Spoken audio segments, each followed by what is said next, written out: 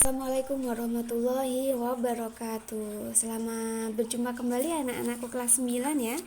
Hari ini kita akan membahas materi terakhir di kelas 9 ini, yaitu bab 9 teknologi ramah lingkungan. Oke, langsung saja ya, ini materi terakhir kita bahas. Oke, sebelum ke teknologinya, kita bahas dulu apa itu sumber energi, apa itu energi ya. Jadi energi itu kemampuan untuk melakukan usaha gitu ya. Kayak kita dari rumah mau ke sekolah itu membutuhkan energi, harus ada usahanya ya. Usaha ini membutuhkan energi. Nah, untuk ke sekolah kita bisa memilih beberapa alternatif ya. Kita bisa jalan kaki, kita bisa naik sepeda, naik motor, naik mobil. Kalau mau naik kereta api, pesawat terbang juga bisa. Nah, pilihan-pilihan ini yang namanya alat-alat transportasi ini ya.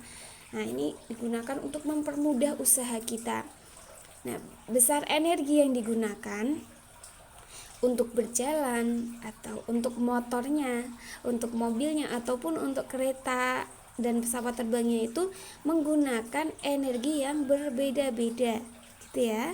Kalau jalan kaki dan sepeda itu kan pakai tenaga manusia, tapi kalau mobil, motor dan pesawat itu kayak dia pakai yang namanya bahan bakar. Nah, bahan bakar ini nanti yang kayak kita bahas di bab teknologi ramah lingkungan ini.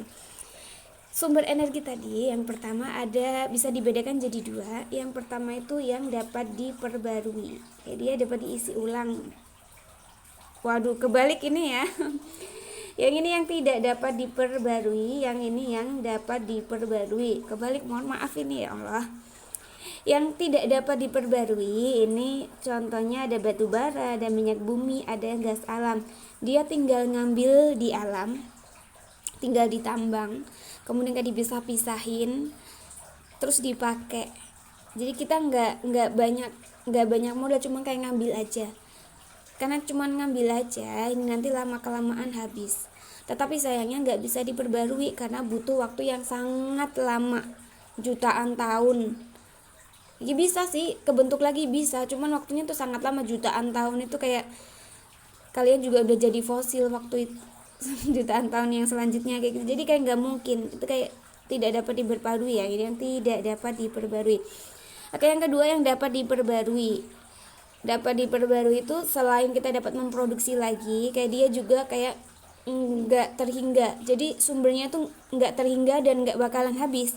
Kayak cahaya matahari itu kan kita juga nggak bisa memperbarui, cuman karena dia melimpah dan bisa diakses semua orang, melimpah banget, gak bakalan habis gitu seolah-olah. Jadi kita masukkannya ke yang tidak dapat yang dapat diperbarui. Ada juga angin, panas bumi, arus itu karena dia melimpah ya. Nah, ada juga yang dari tumbuhan. Nah, ini kalau yang kita bisa menanamnya. Oke, kita lanjutkan ya.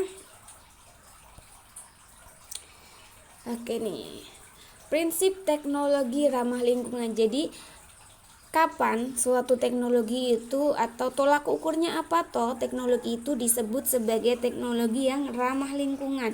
Titel ramah lingkungan yang pertama, dia harus memanfaatkan sumber daya alam yang dapat diperbarui. Itu tadi ya, bisa pakai sumber yang gak bakalan habis, atau bisa pakai tumbuh-tumbuhan yang kita bisa nanam lagi. Kemudian tidak menghasilkan limbah yang membahayakan, ini juga syaratnya.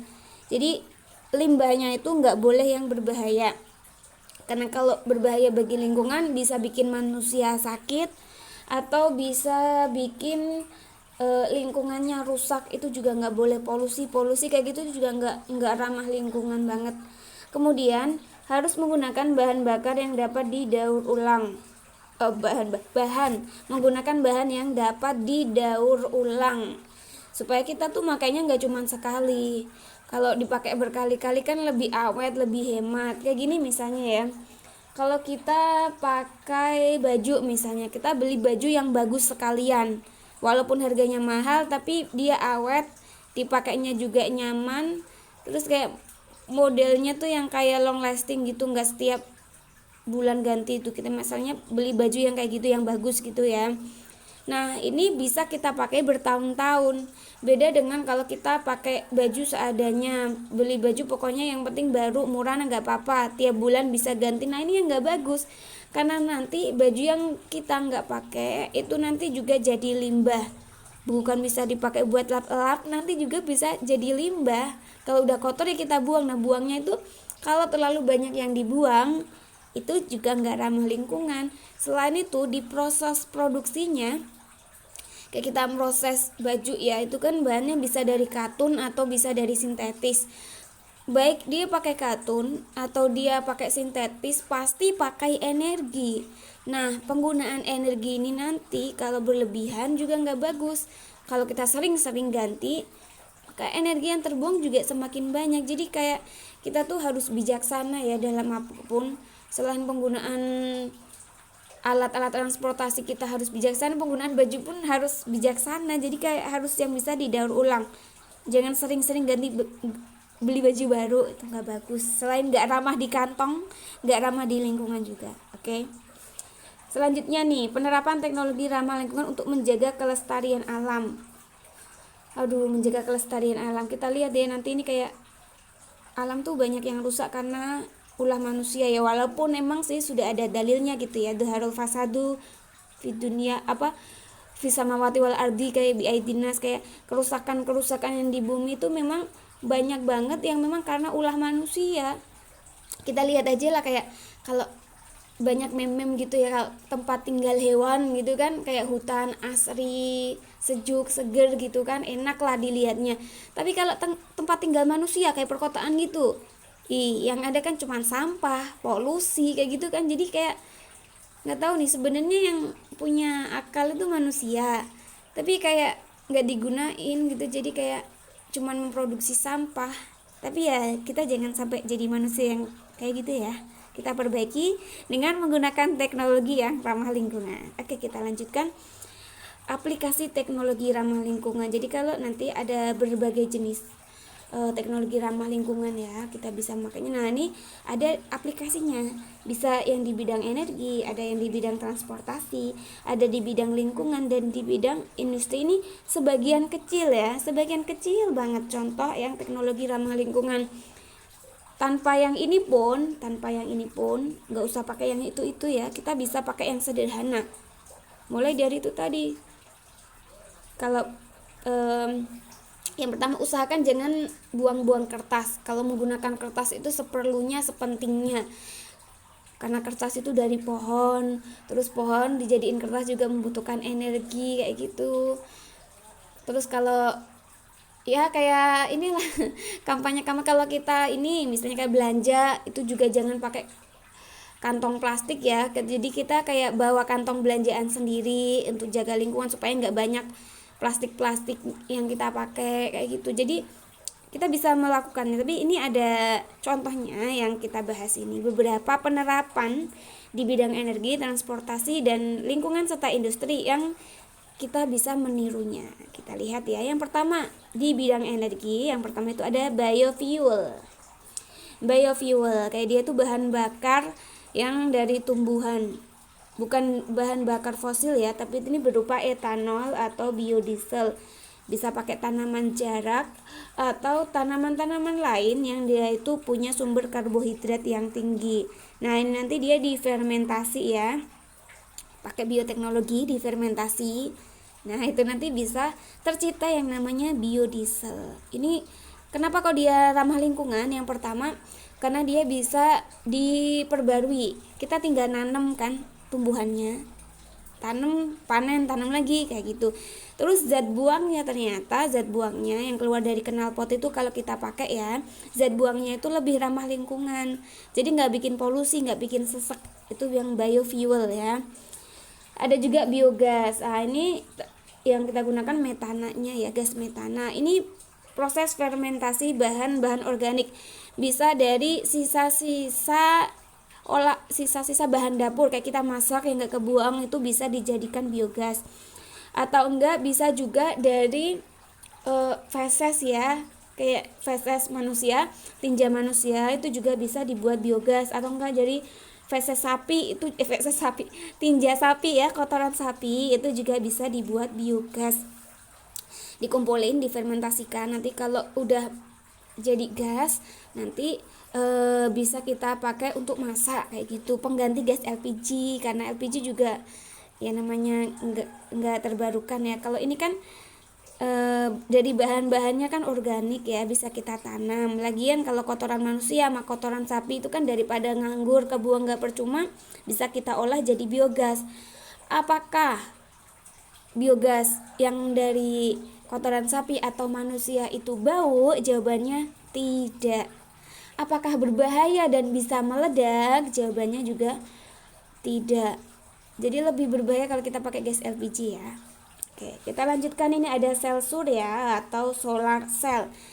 Nah, ini juga di Indonesia ini kan Katulistiwa ya, daerah Katulistiwa itu sepanjang tahun dia dapat cahaya matahari meskipun waktu hujan.